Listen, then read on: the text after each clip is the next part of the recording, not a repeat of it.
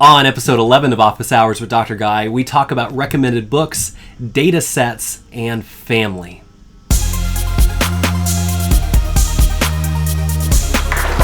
Bring your questions to Office Hours with Dr. Guy.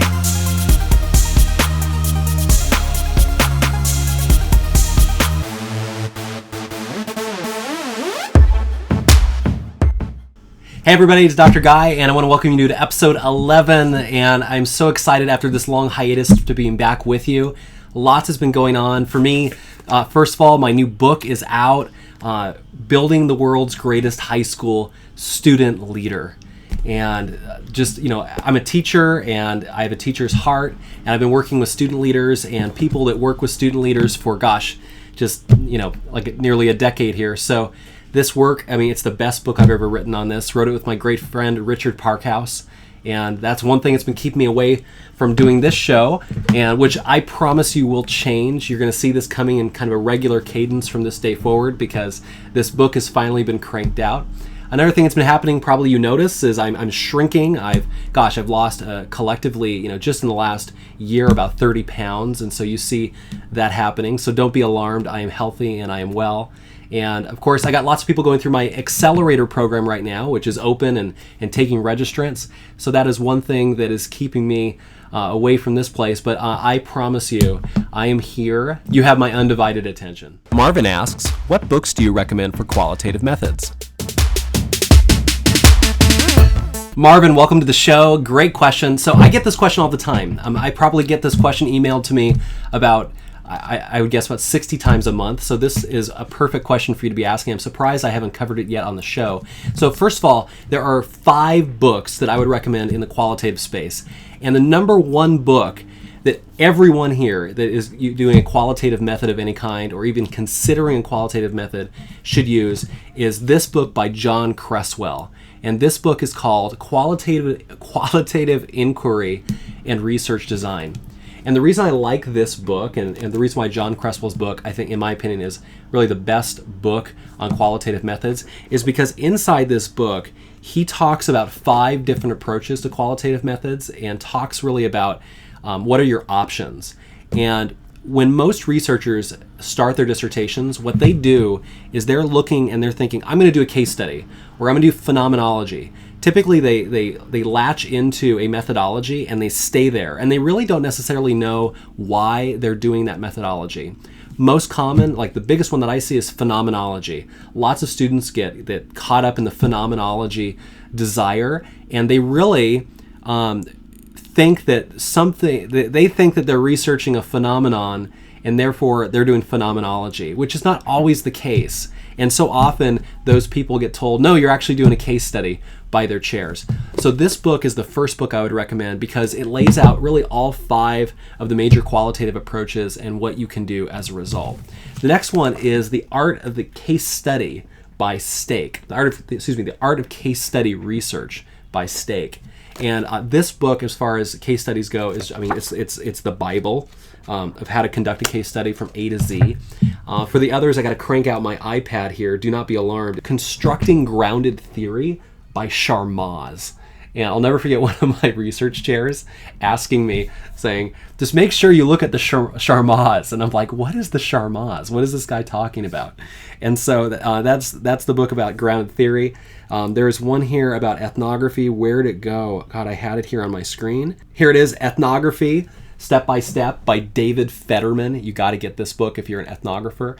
And it talks about really, what does it mean to delve as deep in as you possibly can in the ethnography space, and what are the steps involved? Narrative Methods for the Human Sciences by Catherine Kohler. I think Riessman is another great book.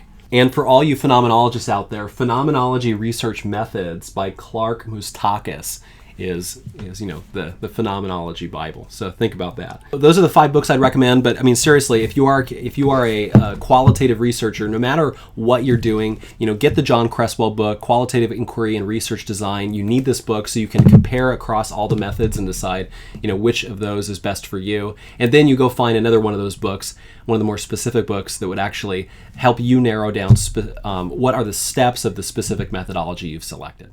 Sunshine Love asks, can you discuss using secondary data, such as national data sets in dissertations? Do you recommend this if permitted? What is the best approach for locating such data sets? Sunshine Love, welcome to the show. Yes, so if it's permitted, I absolutely recommend it. If you're doing any kind of research that allows you to look at past data sets and utilize those, I mean, think about it. I mean, like, for example, here in the state of California, there are massive sets of education data that you can pull off of state websites. There are such databases throughout the world that exist that are created by government entities. And one of the things I really like and appreciate about those data sets is they're collected typically in a very non-biased way. And if we trust that the government and our government is in fact providing us, unbiased data, which we typically do trust that, then we can use that data as a dissertation writer as good as any data that we can actually gather ourselves. So a lot of the work is done for us. And not only that, but typically those people that work on those agencies that have collected those data that has been exceedingly detailed in their collection, and they can provide you lots of details about how the data was collected, what is inside the data. They can even provide you guidance about how to mine the data. And where do you access this information? You go on websites throughout, they're everywhere. And you just simply, there's a great website called data.gov. Data.gov. I just want to make sure that that is in fact true. Data.gov. Yes, data.gov. And there's another one, I think stats.gov, right? Let me try that. No, not stats.gov, but data.gov does work. And if you take a look there, there's so much data out there in the world that has already been mined for you. So I absolutely recommend using that. Sunshine Love. Shelley asks, you spend a lot of time talking about your family. Do you think it's possible to finish one's dissertation without giving up time with family? Hi, Shelley. Welcome to the show. Do I believe that it's possible for you to work on your dissertation without you giving up time with your family? I think largely that depends on how much time you already spend with your family. But largely, no, I don't think it's possible.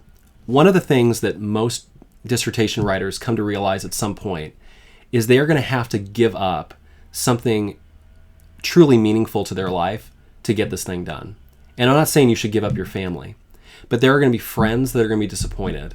There's going to be bosses, colleagues that have been getting something out of you, and they might be getting less out of you as a result of you working on your dissertation. And likewise, I think your family needs to also, well, not needs, but most likely will have to give up something with you slightly if you're going to be finishing this process. But the nice thing about family is they know what you're up to, and they share in your dreams. And when your family shares in your dreams, who can stop you? So Shelley, my recommendation is just tell your family what you want to do, tell them why you want to do it, and see what your family can do together to make it possible. So team, it's been a blessing as always, and so keep sending me questions and I'll keep doing this show. For my accelerator participants that are waiting in the wings for our next live session, you'll be seeing that posted, or at least details of that posted shortly. For the rest of you, make sure you check out my new website at thedissertationmentor.com. I got lots of great stuff going on there, team. Take care. Bye-bye. And I forgot to tell you, make sure that you subscribe to my videos. Hit that subscribe button so that way you know when more episodes of this show comes out. Please, I sleep better at night knowing when people subscribe.